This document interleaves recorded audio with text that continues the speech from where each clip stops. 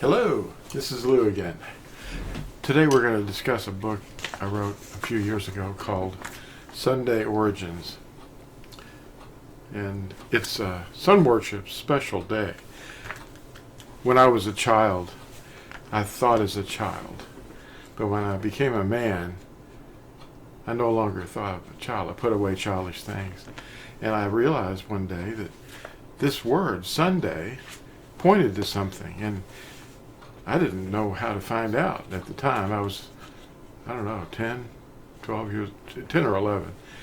And I had no means of finding out what gave the weekdays their names or anything.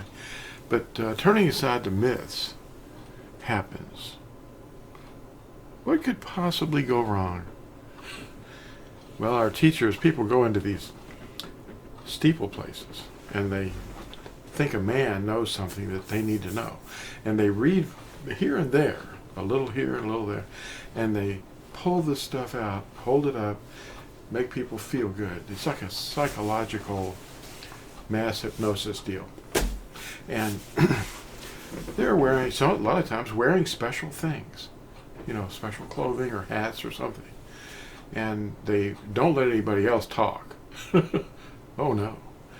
They're on a stage, and that's a word that means pulpit, or pulpit means stage. And we have a serious problem because they're not learning. There's hundreds, even thousands, sitting in front of these people, and they're not learning the truth. On page 4, I'm going to read a little bit of this book and see if it makes any sense to you. And I'm also going to show you this article. It is one of many. This is my latest. Well, there's 118 on the ambassador desk. The tracts that you can download for free. And this is a 4-page tract called The Tree of Life. It's not really a riddle to find out. All you have to do is look it up in the scriptures, and you see it popping up in Proverbs, and it explains what it is. And this one is called Doers of the Word. And, they're all 4 pages, but they can be printed on one sheet of paper. And I'll show you what they look like. This is one called syncretism. And in syncretism, page 2, when you fold the paper in half, it's double-sided so you can print it. You print it, at your printer or on your printer. And you don't know the origins of these things, these symbols.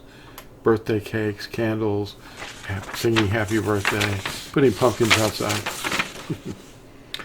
Kneeling down in front of a big giant wooden thing. Falling down and worshiping a block of wood. Anyway, I want to read page 4 and see what this sounds like. This gives you definitions. And let's see. Page 4. It starts out, this is just a kind of a book description,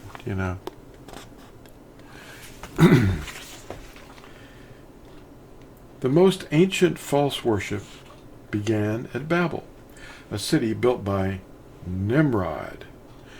Worshipping creation rather than the Creator, men's minds became darkened.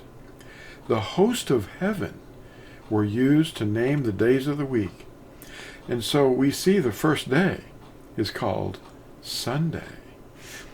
The teachings of Babel filtered into the whole world, and sun temples can be found far and wide.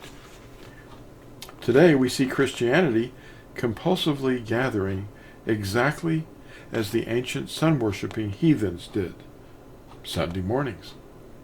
They embrace the same symbols, the pillar, or the steeple, and the cross. Of course, the reasons have been changed by syncretism. Now, this one tract I'd like to read just a little paragraph to you. It's called Idolatry, and I involved that word in the name of this video also. It's mankind's most prominent activity.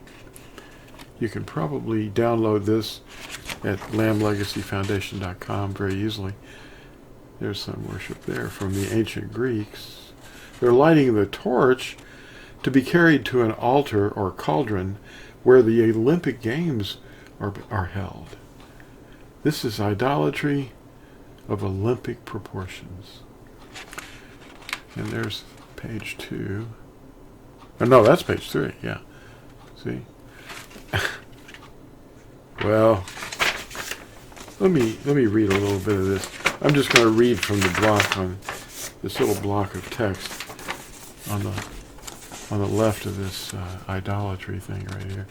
It's this little block of text right here. I'll read this to you real quick. The Olympic Games. The Greek games were dedicated to their version of the sun deity, Zeus, from Babel's template, Nimrod. The torch is lit on Mount Olympus and thought of as the presence of the divinity, lit by the focused rays of the sun itself. The torch is kept lit by runners who carry the fire of the sun to light an altar or cauldron to allow Zeus, their version of Nimrod, the sun deity, to witness the games and his worshippers. Of course, the name the Romans used for Nimrod was Apollo. That was set up by Constantine. Sunday. The whole world marvels at this humanism-inspired ancient worship by athletes performing for the fire men bring to the grand display. The merchants of all the idolatrous traditions will mourn if their cash flow is brought to an end, which is drawing nearer each day. The opening ceremony of the games is held in high esteem. The runner lights the cauldron of Zeus as the whole world watches, yet fails to understand. Their teachers are failing them. And the way of truth is maligned. The 10 Commandments. And if you read the first and second commandments, there's 10 of them, they're inside the ark. Even at this moment, Yahushua has not lost it. It's in the heavens. He's got it. And he'll bring it with him to the wedding supper. But the first and second commandments involve not looking up and looking at the heavens and making animal shapes and idols. Nothing in the heavens above, on the earth beneath, or in the waters under the earth. You have to read the whole commandment. And then you hear it, and you go, well, is the zodiac okay? How about this rabbit's foot over here? Wow. You'd have to be really, really in a deep slumber not to realize, after reading these words, to know that Yahuah did not have anything to do with that. And when Yahushua comes, he's going to cleanse the earth in a burning wrath. And he means it too. Read Isaiah, or Yashayahu, chapter 24, and then look at Malachi chapter 4, and then read Matthew 24. Chapter 24. The last days are upon us. The Natsarim are here. The last Natsarim. And we're ambassadors of the reign of Yahushua that's about to appear. And believe me, the things that men hold dear and prize highly are abominations to Yahuah. Thanks for watching this. And like and share and become a subscriber. I might put out something that you might find useful. Bye now.